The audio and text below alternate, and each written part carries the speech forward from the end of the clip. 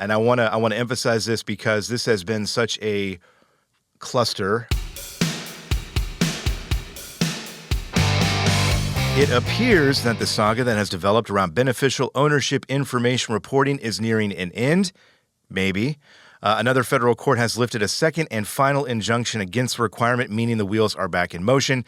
Joining us now with the details is Tyson Fisher, who's been covering the story extensively, closely, exhaustively for Landline Magazine. Tyson, good to see you. Yeah, thanks for having me. We're going to get into the implications here in just a moment and what it means for our listeners and our readers. But let's start with the latest development here.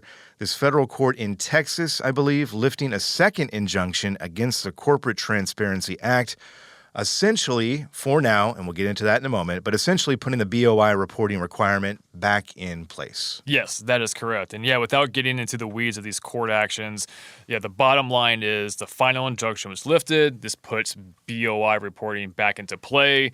So the big question is, all right, so what does that mean? When do I have to file and all this? So the Financial Crimes Enforcement Network, that's the agency overseeing this whole thing, they have released a notice saying that small businesses are on the hook to file that BOI report by March 21st. That is the key takeaway here is the new deadline is March 21st. It is now mandatory. It is no longer voluntary. However, and let's get into the fine print here because this story is full of fine print and it seems to keep going back and forth. I think the big takeaway is that the requirement is back in place, so you should at least be getting ready to file this if you haven't already, and we'll get into the information about who needs to file this. But again, there's that fine print. There is uncertainty out there about whether March 21st, I think, will be the final date. There may be some flexibility that comes into the equation here. You reached out to FinCEN and talked to them. They gave you a statement about kind of what they're thinking, right? Yeah, absolutely. And they kind of hinted at this in their court documents, but they've made official notice of this, which is during this 30-day period between now and March 21st, FinCEN will be kind of like they'll look into, and the words that they used is further modifying the deadline. And so what that means, we don't know. I don't think they know what that means at this time. Sure. But what they're looking at is to basically focusing the enforcement of this rule on who they would consider to be companies who pose the most national security risk, while relieving the burden on low-risk entities. So what we don't know is who would be or would not be considered a low-risk entity, and if so, would they get a further extension on that deadline? That information we don't know, and again, they don't know either, but they are looking into, again, further modifications of the deadline. And in addition to that, sometime this year, we don't know when this is going to be either, sure, but they're looking to start the rulemaking process to make permanent modifications to the Corporate Transparency Act, which is where BOI reporting stems from.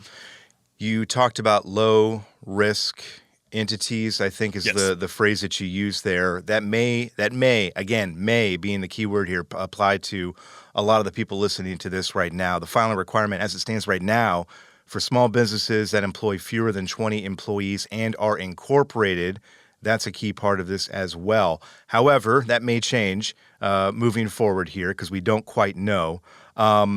We should kind of talk about the process, because I think at this point people are going to, if you haven't done this already, you probably should at least look into what it would be.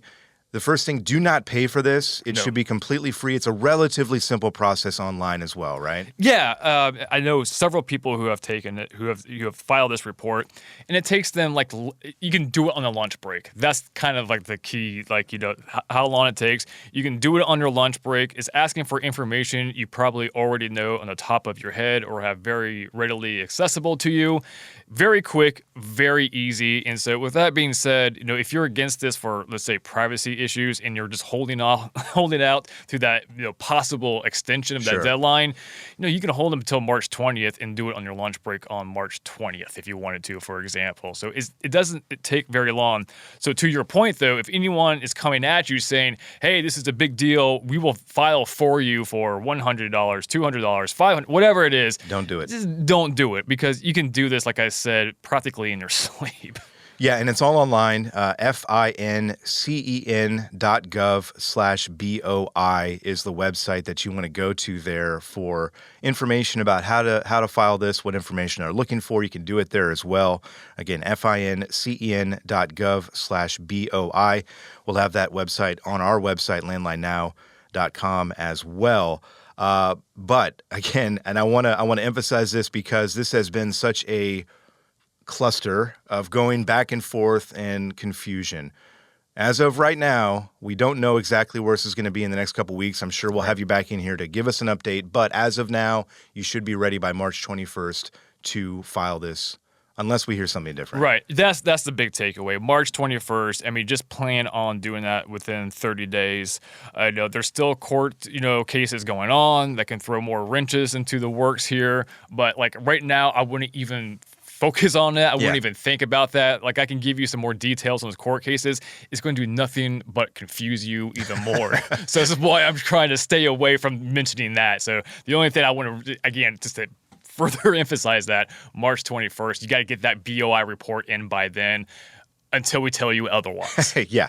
And that's honestly, and with all sincerity here, that's why we appreciate you coming in, because this has been such a cluster going back and forth in the confusion, and having you on top of this and checking in with FinCEN and keeping up with these court cases has really been helpful, and I'm sure it's helped a lot of people out there. So we do appreciate your time, Tyson. We will have you back, I think, here probably in the next couple weeks to talk about this again, possibly with an update. We'll see what happens, but there you go. Tyson, we appreciate your time. Yeah, thanks for having me.